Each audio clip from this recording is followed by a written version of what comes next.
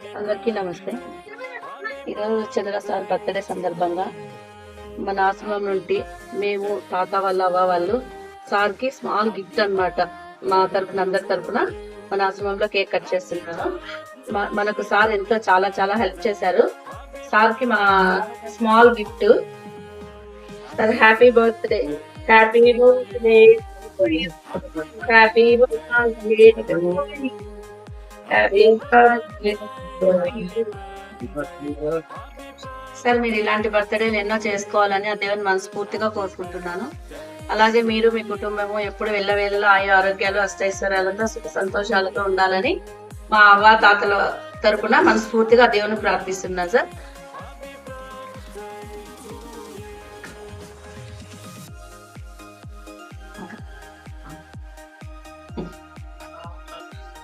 Madame,